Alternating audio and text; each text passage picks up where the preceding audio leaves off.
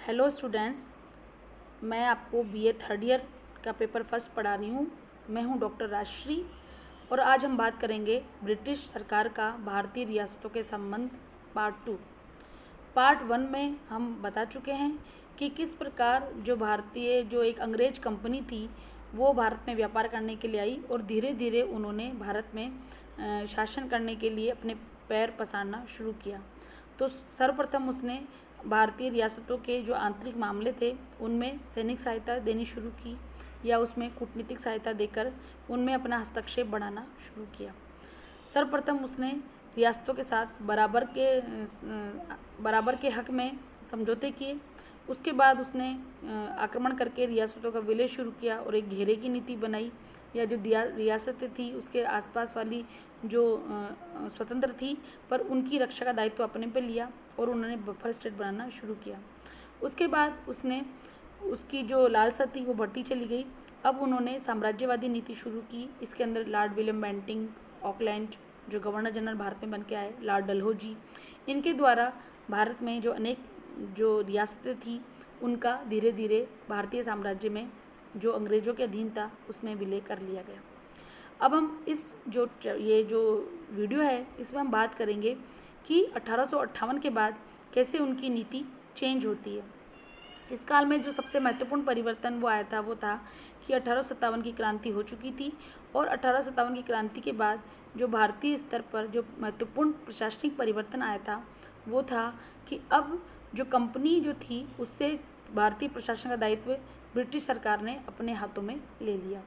अब जो भारतीय जो प्रशासन चलाया जा रहा था वो सीधा ब्रिटिश संसद के द्वारा चलाया जाता था या ब्रिटिश क्राउन के द्वारा चलाया गया। तो इस काल में जो कुछ महत्वपूर्ण परिवर्तन आए वो हम इसमें देखेंगे। तो सबसे पहली जो नीति थी वो थी इसमें अधीनस्थ संघ की नीति या Indian states under the crown. ये नीति आपकी चलती है, मोटे रूप में हम कह सकते हैं 1858 से 1935 तक चलती है, क्योंकि अब अंग्रेजी ताज ने सीधे भारतीय प्रशासन का उत्तरदायित्व अपने हाथों में ले लिया। महारानी ने विलय की नीति को त्याग देने की घोषणा की, अर्थात महारानी ने कहा कि अब तक जितनी रियासतों का विलय अंग्रेजी साम्राज्य में हो गया है वो तो ठीक है, लेकिन अब जो ब्रिटिश सरकार थी वो किसी भी रियासत को अपने में विलय नहीं होने देगी। और उन्होंने राजाओं को सम्मान प्रदर्शित किया और राजाओं को ये कहा कि हम अब कोई भी प्रशासन अपने हाथ में नहीं लेंगे जो रियासतों के अधीन है। ये विश्वास दिलाया गया कि ताज अपने प्रदेश का विस्तार नहीं करेगा, ठीक है। और इसीलिए जो लॉर्ड कैनिंग थे उन्होंने इस नवीन नीति को व्यवहारिक रूप देने के लिए 140 संदेह अथवा दत्तक ग्रहण के अधिकार के लिखित बंधन पत्र हिंदू और मुस्लिम दोनों राजाओं को सौंपे। अब यह नीति अपनाएगी कि शासक को कुशासन के लिए दंडित किया जाए और यदि आवश्यक हो तो उसे गद्दी से भी उतारा जा सकता था, परंतु उसके राज्य का विलय नहीं किया जाएगा। भारतीय राज्यों की स्थिति थी और भी कमजोर होती गई, क्योंकि 1858 के पश्चात जो मुगल सम्राट था उसकी अब प्रभुसत्ता समाप्त हो गई थी और अब तो जो ताज था, जो ब्रिटिश क्राउन था, वो ही भारत में सर्वश्रेष्ठ शक्ति और असंदिग्ध शासक के रूप में उपस्थित था। अतः सभी उत्तराधिकारियों को ब्रिटिश राज की अनुमति लेनी पड़ती थी, ठीक है। अब क्या हो गया था कि अगर कोई किसी राज्य का राजा है तो वो तब तक ही उस राज्य का राजा रहेगा जब तक वो ब्रिटिश गवर्नमेंट को क्या करेगा, उनको खुश रखा रहेगा। अब गद्दी पर शासक का पैतृक अधिकार नहीं रह गया था, अपितु अब वह सर्वश्रेष्ठ शक्ति से एक उपहार के रूप में उसे मिलनी शुरू हो गई थी। इस काल में भारतीय राजा और क्राउन के बीच बराबरी की भावना हमेशा के लिए क्या हो गई, समाप्त हो गई थी। 1876 के राजकीय उपाधि अधिनियम में इस नवीन संबंध पर एक और मोहर लग गई जब महारानी विक्टोरिया को कैसर ए हिंद अथवा भारत की साम्राज्ञी घोषित कर दिया गया। अर्थात अब जो सर्वश्रेष्ठ था वो कौन था, वो ब्रिटिश ताज था। सर्वश्रेष्ठता अब न केवल ऐतिहासिक सत्य था अपितु एक कानूनी सिद्धांत था जो कि और व्याख्या और वृद्धि के किए जाने योग्य था। इसी का एग्जाम्पल हम देखते हैं कि 1881 में जब मैसूर के राजवंश को मैसूर पुनः लौटाया गया तो वह राज्य देना इस बात पर निर्भर था कि वह राजभक्त रहे और क्राउन के अधीन रहे। इसके पश्चात यह शर्त सभी राजाओं पर लागू हो गई। 1891 को इसी संबंध में ये कहा गया कि क्राउन की सर्वश्रेष्ठता इस बात को पहले ही स्पष्ट करती है कि भारतीय जो राज्य है वो क्राउन के अधीन है। अर्थात हम देखते हैं कि अब जो सर्वोच्च जो सत्ता हो गई थी भारत की, वो कौन हो गई थी? वो ब्रिटिश जो क्राउन था वो हो गया था। चाहे वो देसी राज्य के से संबंधित भूभाग वाले क्षेत्र हों या जो ब्रिटिश गवर्नमेंट के सीधे अधीन वाले क्षेत्र हो, वो दोनों ही अब किसके अधीन हो गए थे? वो दोनों ही अब ब्रिटिश रियासत के अधीन हो गए थे। बटलर कमेटी ने कहा था कि अंतर्राष्ट्रीय मामलों में रियासतों के प्रदेश ब्रिटिश भारत के प्रदेश हैं और रियासतों के नागरिक अंग्रेजी भारतीय नागरिकों की स्थिति में ही हैं। अब ब्रिटिश सरकार ने पुरानी संधियों को तोड़ने की अपेक्षा एक नई रीति अपनाई और वो क्या था? उन्होंने पुरानी जो वो थी संधियाँ थी उनकी उसने रचनात्मक व्याख्या करनी शुरू कर दी। और रचनात्मक व्याख्या का मतलब क्या था कि अब वो जो पुरानी जितनी भी जो संधियाँ थी उनको अपने हिसाब से उनकी व्याख्या करते थे, अपने हिसाब से तोड़ मरोड़ करके उनको प्रस्तुत करते थे और इससे जहाँ उनका फ़ायदा होता था वही उसकी वो नीति अपनानी शुरू कर दी थी। भारत सरकार का इन रियासतों पे अब क्या हो गया था? बाहरी नियंत्रण और आंतरिक नियंत्रण करना उन्होंने शुरू कर दिया था। भारत सरकार ने पहले तो ऐसे कहा था कि हम अंदर मतलब कोई साम्राज्य विस्तार नहीं करेंगे, लेकिन अब इन रियासतों की जो आंतरिक मामलों में जो भी नीतियाँ थी या इनकी जो विदेश नीति थी उन पर किसका अधिकार हो गया? उन पर सीधा ब्रिटिश गवर्नमेंट का अधिकार हो गया।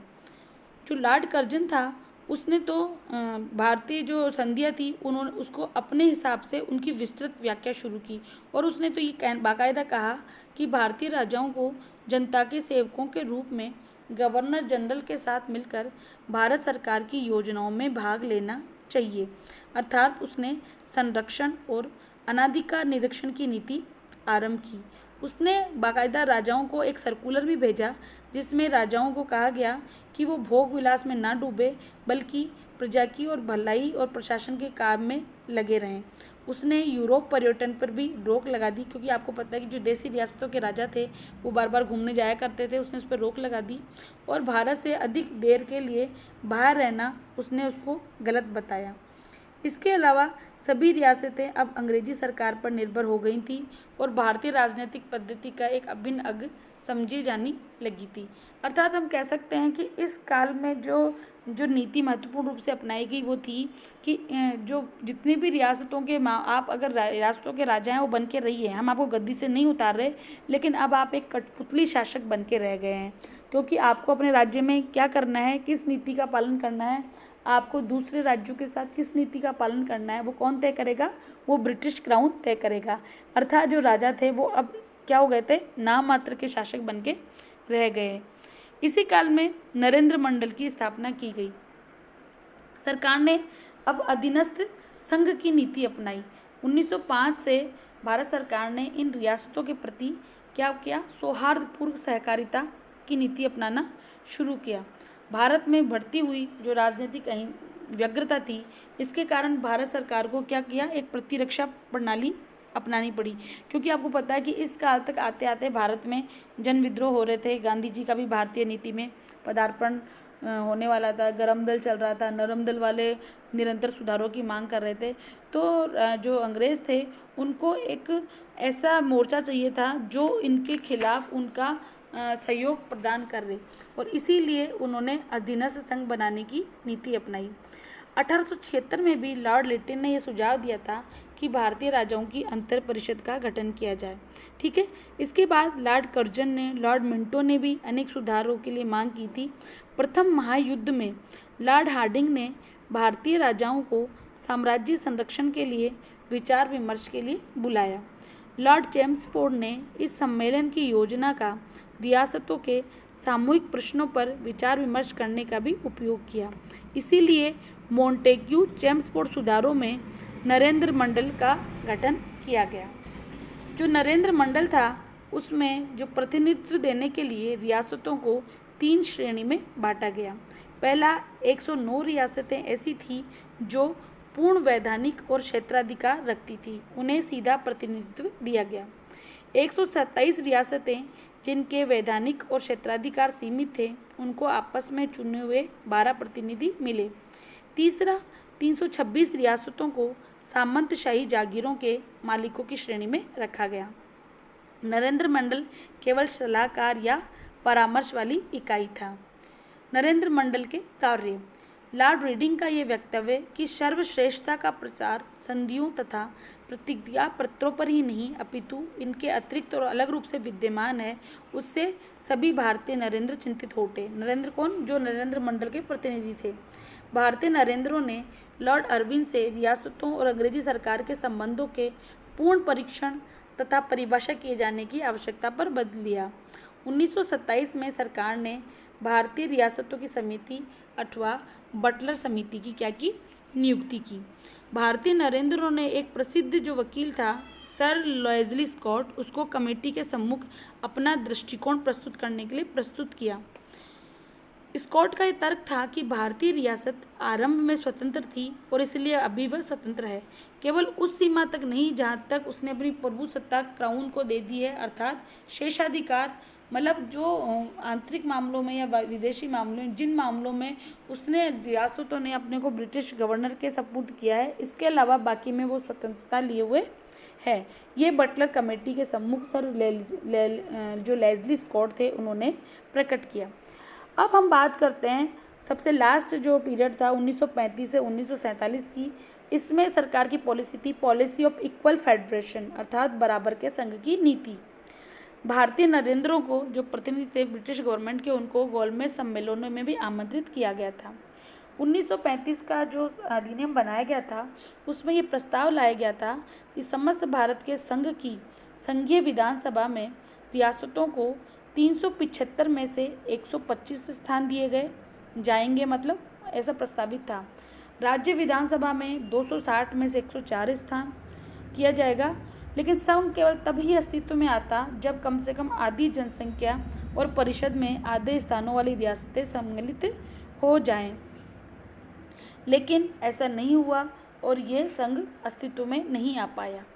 तो देखते हैं कि 1937 के चुनाव में भी कांग्रेस को सफलता का प्रभाव रियासतों पर पड़ा और वहाँ भी उत्तरदायी सरकारों और नागरिक स्वतंत्रताओं के लिए आंदोलन होने लगे, जिसका हम देखते हैं कि राजस्थान में भी हमने अनेक उत्तरदायी आंदोलन हुए, अनेक प्रजामंडल आंदोलन का गठन किया गया।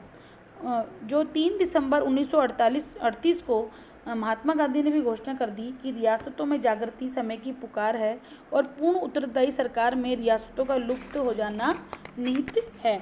अर्थात अब धीरे धीरे जो भारतीय जो ब्रिटिश सरकार के विरुद्ध जो आंदोलन हो रहे थे गांधी जी के नेतृत्व में या सुभाष चंद्र बोस या जो अन्य क्रांतिकारी थे उनके नेतृत्व में स्वतंत्रता की मांग हो रही थी, अब वो धीरे धीरे क्या हो गई, वो ब्रिटिश रियासतों में पहुंचने लगी और रियासतों में भी अब उत्तरदायी शासन की स्थापना के लिए या प्रजातांत्रिक शासन की स्थापना के लिए मांग शुरू हो गई।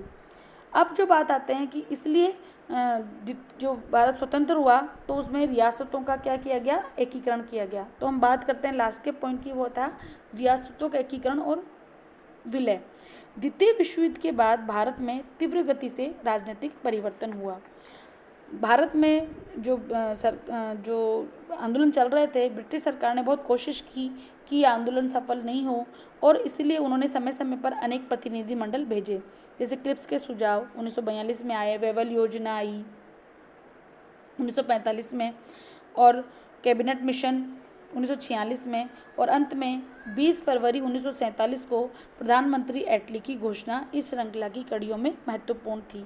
इन सब में ये कहा गया था कि जो रियासतें थी उनको किस तरह से उनकी नीति में परिवर्तन होगा। क्रिप्स की योजना में रियासतों की सर्वश्रेष्ठता किसी और को दे देने का कोई विचार नहीं था। इसमें रियासतों को पूर्ण संप्रभुता संपन्न संघ की बात कही गई थी, लेकिन बाद में चल के हम देखते हैं कि एटली की घोषणा हुई और 3 जून की जो माउंटबेटन योजना थी उसमें स्पष्ट कर दिया गया कि सर्वश्रेष्ठता या पैरामाउंटेसी समाप्त हो जाएगी और रियासतों को अधिकार होगा कि वे पाकिस्तान अथवा भारत किसी में सम्मिलित हो सकती हैं। लॉर्ड माउंटबेटन ने किसी एक रियासत अथवा अनेक रियासतों के संघ को एक तीसरी की इकाई के रूप में मान्यता देने से क्या किया, इनकार कर दिया। जब भारत में जो बिल पास हुआ, जब भारत को स्वतंत्रता मिली, तो भारत में जो अस्थायी सरकार बनी उसमें सरदार पटेल क्या थे, रियासती विभाग के कार्यवाहक थे। उन्होंने भारतीय रियासतों से ये मांग की कि वो या तो भारत में अपना सम्मिलित हो जाएं। जो कुछ रियासतें थी वो पाकिस्तान जाना चाहती थी, वो पाकिस्तान में विलय हो गई। और जब 15 अगस्त 1947 को भारत आज़ाद हुआ तब 136 क्षेत्राधिकारी रियासतें भारत में सम्मिलित हो गई। इसके बाद कश्मीर के विलय पत्र पर 26 अक्टूबर 1947 को क्या हस्ताक्षर किए। जूनागढ़ और हैदराबाद ने 1948 में हस्ताक्षर किए। तो इस प्रकार हम देखते हैं कि भारत में इन जो रियासतों का विलय हुआ, उसके बाद आगे चलकर भी रियासतों का भारत में विलय हुआ। इसमें कुछ रियासतों का एक संघ बनाकर भारत में विलय हुआ। कुछ रियासतें थी उन्होंने आपस में मिलकर प्रांतों का गठन कर लिया।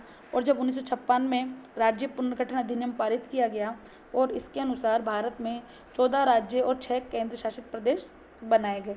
और आगे चलकर भी हम देखते हैं कि भाषाई आधार पर या अन्य क्षेत्रफल के आधार पर विभिन्न जो राज्य थे उनका पुनर्गठन होता रहा है और नए नए राज्य और केंद्र शासित प्रदेश बनते रहे हैं। और धीरे धीरे भारतीय रियासतों का इसी साम्राज्य में विलय हो गया। इसी के साथ ये जो चैप्टर है वो ख़त्म होता है। धन्यवाद।